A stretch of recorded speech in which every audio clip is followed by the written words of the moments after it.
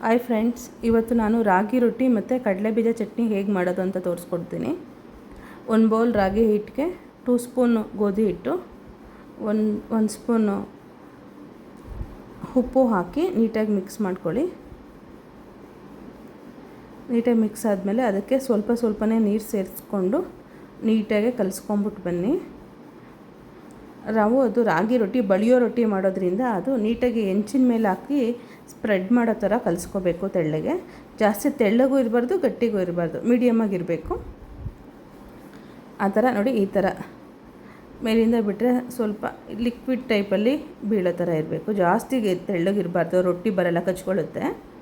ಇಷ್ಟು ಕಲಸಿ ಸೈಡಲ್ಲಿ ಇಡಿ, ಅದು ನೆನ್ಕೊಳ್ಳಿ. ಅದ ನಂತರ ಬಾಣಲಿ ಬಿಸಿ ಮಾಡಿ ಅದಕ್ಕೆ ಕಡಲೆಬೀಜ ಹಾಕಿ ನೀಟಾಗಿ, ಕಡಲೆಬೀಜ ಯಾವತ್ತೂ ಸ್ಲಿಮ್ಮಲ್ಲಿಟ್ಟೆ ಹುರಿಬೇಕು ಹೇಳ್ತಾ ಇದ್ದೀನಿ.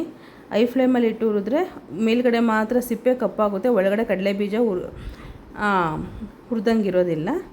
ಅದಕ್ಕೇ ಸ್ಲಿಮ್ಮಲ್ಲಿಟ್ಟು ನೋಡಿ ಈ ಥರ ನೀಟಾಗಿ ಹುರ್ಕೋಬೇಕು.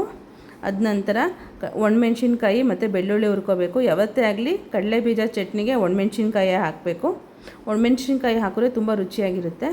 ಒಣಮೆಣ್ಸಿನ್ಕಾಯಿ, ಬೆಳ್ಳುಳ್ಳಿ ಮತ್ತು ಕರಿಬೇವು ಇದಿಷ್ಟೂ ಹುರ್ಕೊಳ್ಳಿ ನೀಟಾಗಿ.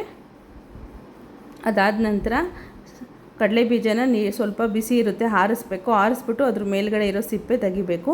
ಸಿಪ್ಪೆ ಪೂರ್ತಿ ತೆಗಿಬೇಡಿ, ಸ್ವಲ್ಪ ತೆಗೀರಿ, ಏಕೆಂದರೆ ಸಿಪ್ಪೆಯಲ್ಲಿ ತುಂಬಾ ಐರನ್ ಇರುತ್ತೆ.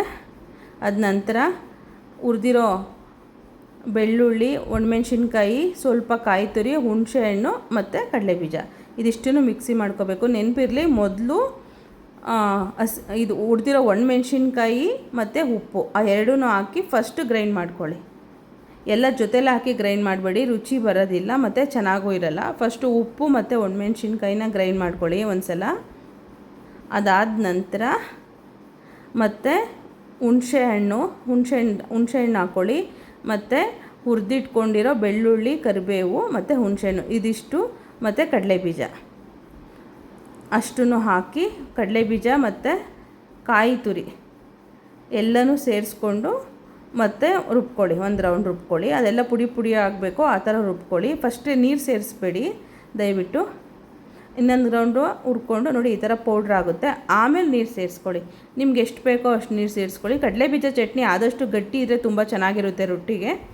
ನಾನು ಸ್ವಲ್ಪನೇ ನೀರು ಸೇರಿಸ್ತಾ ಇದ್ದೀನಿ. ನೋಡಿ, ನೀರು ಸೇರಿಸಿ ಮತ್ತು ಇನ್ನೊಂದು ಸಲ ಮಿಕ್ಸಿಲಿ ಗ್ರೈಂಡ್ ಮಾಡ್ಕೊತಾ ಇದ್ದೀನಿ.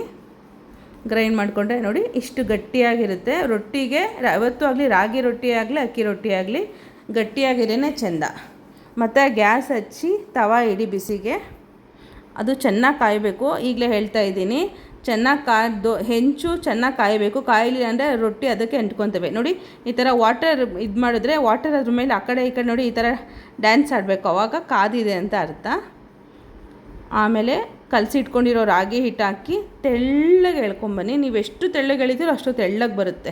ಯಾಕೆ ಅಂತಂದರೆ ಹಿಟ್ಟು ನೆಂದಿರುತ್ತಲ್ವ, ಹಿಟ್ಟು ನೆನಿಬೇಕು. ನೆಂದರೆ ತುಂಬ ಚೆನ್ನಾಗಿ ಬರುತ್ತವೆ ರೊಟ್ಟಿ. ನೋಡಿ ಈ ಥರ ಕೈಯಲ್ಲಿ ನೀರು ಹತ್ಕೊಂಡು ಈ ಥರ ನಿಧಾನಕ್ಕೆ ಎಳ್ಕೊಂಡೋಗಿ 1-2 ಸಲ ಬರುತ್ತೆ, ಪ್ರಾಕ್ಟೀಸ್ ಆಗುತ್ತೆ. ನಮಗೂ ಏನು ಮೊದಲಿಂದನೂ ಬಂದಿಲ್ಲ, ನಾವು ಪ್ರಾಕ್ಟೀಸ್ ಮಾಡಿ ನಮಗೆ ಇವಾಗ ಬರ್ತಾಯಿದೆ ಅಷ್ಟೇ ರೊಟ್ಟಿ ಮಾಡಲಿಕ್ಕೆ. ನೀವು 1-2-3 ಸಲ ಟ್ರೈ ಮಾಡಿದ್ರೆ ನಿಜವಾಗ್ಲೂ ನಿಮಗೂ ಈ ಥರ ಮಾಡಲಿಕ್ಕೆ ಬರುತ್ತೆ. ನೀಟಾಗಿ ತೆಳ್ಳಗೆ ಎಳೆದು ಪ್ಲೇಟ್ ಮುಚ್ಚಿ ಅದು ಹಬೆಯಲ್ಲಿ ರೊಟ್ಟಿ ಬೇಯ್ಕೋಬೇಕು. ನೋಡಿ ಚಟ್ನಿ ರೆಡಿಯಾಗಿದೆ, ಎಷ್ಟು ಗಟ್ಟಿಯಾಗಿದೆ ನೀವೇ ಒಂದು ಸಲ ನೋಡಿ. ರೊಟ್ಟಿಗೆ ತುಂಬ ಚೆನ್ನಾಗಿರುತ್ತೆ. ಈ ಥರ ರುಬ್ಕೊಳ್ಳಿ. ಈಗ ರೊಟ್ಟಿ ಆಗಿದೆ. ನಾನು ಬೇರೆ ಮತ್ತೆ ಇನ್ನೊಂದು ಕಡೆ ತಿರುವಾಗ್ತಾ ಇದ್ದೀನಿ. ನೋಡಿ ರೊಟ್ಟಿ ನೀಟಾಗೆ ಆಗಿದೆ. ನೋಡಿ ತೆಳ್ಳಗೆ, ನೋಡಿ ಕರಮ್ ಅನ್ನೋ ಥರ ಬರುತ್ತೆ ರೊಟ್ಟಿ. ರೆಡಿ. ರಾಗಿ ರೊಟ್ಟಿ ಕಡಲೆಬೀಜ ಚಟ್ನಿ ತಿನ್ನೋದಕ್ಕೆ ತುಂಬ ಚೆನ್ನಾಗಿದೆ. ದಯವಿಟ್ಟು ನಿಮ್ಗೆ ಇಷ್ಟ ಆದರೆ ಲೈಕ್ ಮಾಡಿ, ಸಬ್ಸ್ಕ್ರೈಬ್ ಮಾಡಿ. Thank you.